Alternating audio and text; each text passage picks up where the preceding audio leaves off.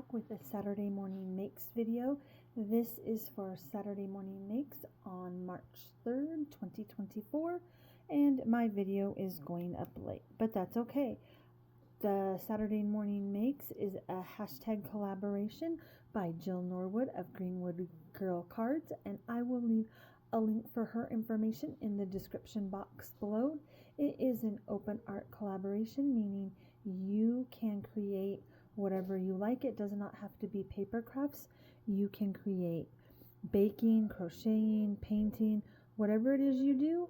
And if you do not film videos, you can post on Instagram or any social media using the hashtag SatMornMakes, and I'll have that in the description box below, and that will populate all the people who have participated. So I'm going to go ahead and show you what I made this week for Saturday morning makes. I made 3 different butterfly cards. This is the first one with an ink blended tutorial, and I just did a video. The butterfly comes from the March Simon Says stamp card kit, and I will link that video in the description box below. The happy spring was computer generated, and then I added some white iridescent sequins that kind of pick up the color. I painted the butterfly with Distress Spray Stain by Ranger and Tim Holtz. Let me go ahead and show you this one. This one, the background was done by taking a print of the first one, and I'm going to show you how I did that in just a second. So I painted this one up a little bit differently, again with the same Distress Spray Stain, and I added the gold body to the butterfly. And this one, I went ahead and just cut the butterfly out of printed paper. I did add some splatter to it.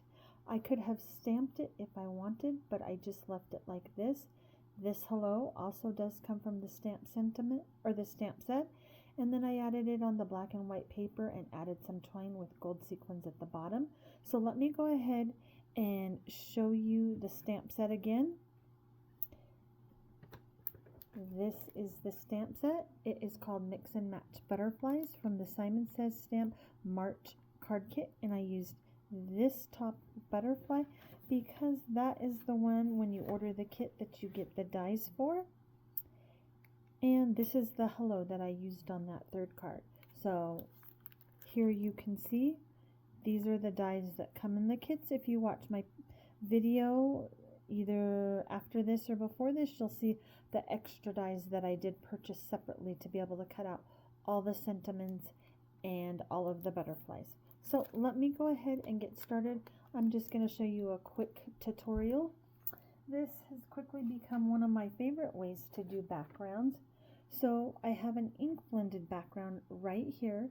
I did use Distress Oxide ink in saltwater taffy, scattered straw, and salvaged patina. So what I'm going to do is take this stencil from a Colorful Life Designs and put it over the top. You can see that my stencils are well loved. If I am not using pastes of any kind, if I'm using paint, I usually just let it dry on there. It doesn't affect the stencil at all. And this is also what I like to do. So the first thing I'm going to do is take the saltwater taffy, and I'm going to take a blender tool, and I'm going to ink up my blender really well. And then I hold my stencil. You can use pixie spray, you can use a waffle flower grip mat, whatever you prefer. And I'm just going to go over the pink, and I'm going to rub extra hard over the pink.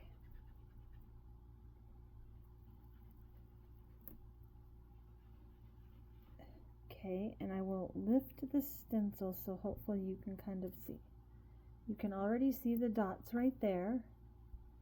So I'm going to repeat the process for the scattered straw.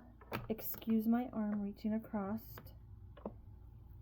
I'm going to do this for the yellow and the salvaged patina.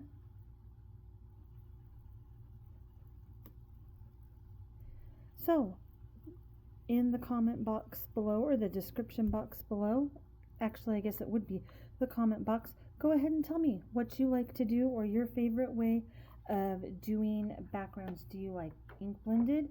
Do you like to use patterned paper? Go ahead and leave me that in the box down below. I would love to know what you like to do for the backgrounds of your cards.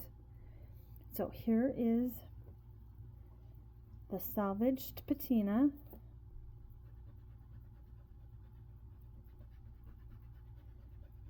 Alright, so now we're going to take the stencil off. So now the background went from kind of flat to having a little bit more life into it. It gives it a little bit more added interest. So now what I like to do is I like to remove this, and I like to take a piece of watercolor paper. I just purchased this at my local grocery store. It's nothing fancy, and hopefully you can see that we have all this pink, yellow, and turquoise ink left on our stencil. Instead of wiping that off with a baby wipe and wasting all that yummy goodness, what I like to do is spritz my stencil just a little bit, and then I like to take the watercolor paper. You can use either the textured side or the plain side. I'm going to go ahead and use the textured side today, and I like to put that down right in the middle of all that ink, and then I take a piece of scratch paper and I just press over it to make sure I get a good impression.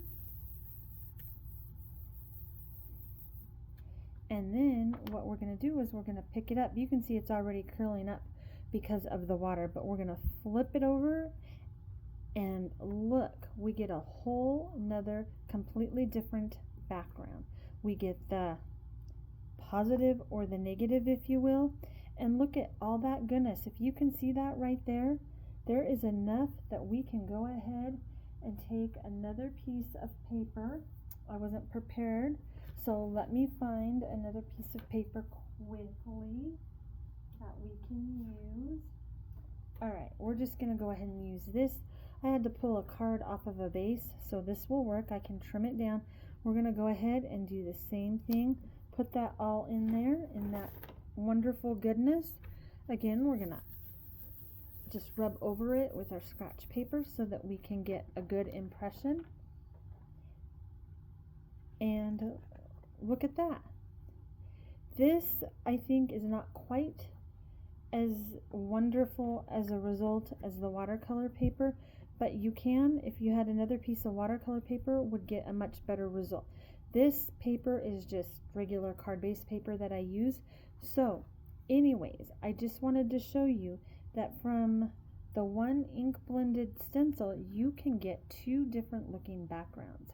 So let me go ahead and quickly just wipe up the water right here, and I will bring back the cards, bring those back in for you to look at.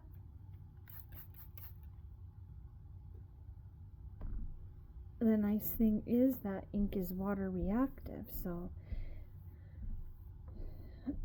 there we go. We'll clean the rest of that up later. So first of all, we have this card, which was just using pattern paper that I had. We have this card, which is like the one that I made, ink blended. I just went in a diagonal and used a couple more colors. And then this card, which was like the watercolor one that we did on watercolor paper. So anyways, if you have any questions, make sure and leave them in the description box below. As always, don't forget to comment, like, and subscribe. The more you comment and like, the more it lets YouTube know that you like this type of video, and it feeds the algorithm. So anyways, thank you so much for watching. Have a fabulous day. I will talk to y'all later. Bye.